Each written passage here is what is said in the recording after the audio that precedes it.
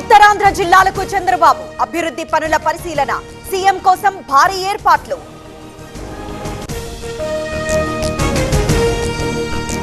ఆర్థిక స్థితిపై శ్వేతపత్రానికి కసరత్తు, అధికారులతో చంద్రబాబు సమీక్ష, అప్పులు ఆదాయంపై సీఎం ఆరా. విశాఖకి కేంద్ర ఉక్కు మంత్రి కుమారస్వామి ఇవాళ స్టీల్ ప్లాంట్ సందర్శన, అధికారులు కార్మిక సంఘాలతో సమావేశం. పర్యాటకుల్ని ఆకర్షించేలా కార్యక్రమాలు, అరుదైన జంతువుల దిగుమతి ప్రదర్శనపై దృష్టి, నివేదికలు రూపొందించాలన్న పవన్.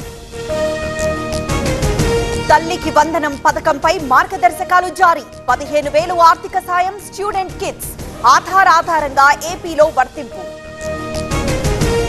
హైవేల విస్తరణ, RRR పై సీఎం రేవంత్ ఆరా, భూసేకరణ త్వరగా పూర్తి చేయాలంటూ ఆదేశం, మానవీయ కోణంతో వ్యవహరించాలని సూచన.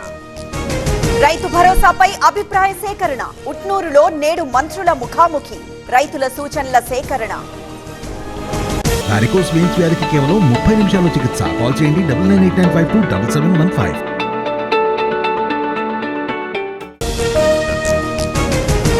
గ్రూప్ 2, 3 వాయిదా పడ్డట్టు ప్రచారం, కానీ షెడ్యూల్ ప్రకారమే జరుగుతాయన్న డీజీపీఎస్సీ, సోషల్ మీడియా ప్రచారానికి ఖండన.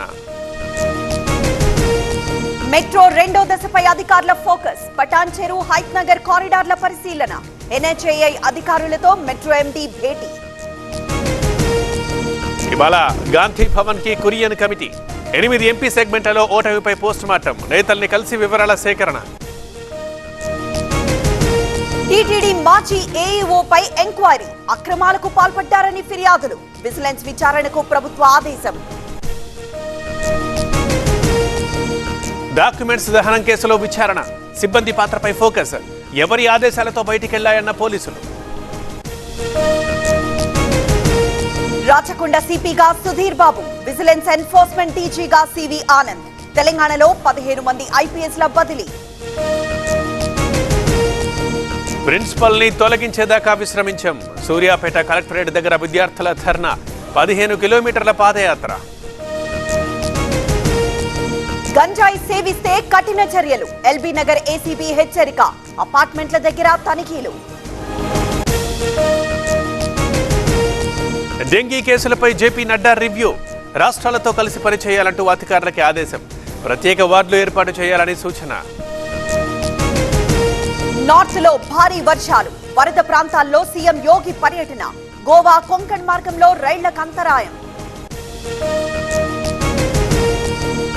నీట్ యూజీ పరీక్షలపై సుప్రీంలో ఇవాళ విచారణ, వాదనలు విననున్న ధర్మాసనం, రీటెస్ట్ అవసరం లేదంటూ ఎన్టీఏ అఫిడవిట్. భారత్ ప్రపంచానికి బుద్ధుడినిచ్చింది యుద్ధం కాదు, ఆస్ట్రియాలో ప్రధాని మోదీ, ముగిసిన విదేశీ పర్యటన. 3వ టీ20లో టీమిండియా విజయం, జింబాబ్వేపై 23 పరుగుల తేడాతో గెలుపు, 5 మ్యాచ్ల సిరీస్లో భారత్ ఆధిక్యం.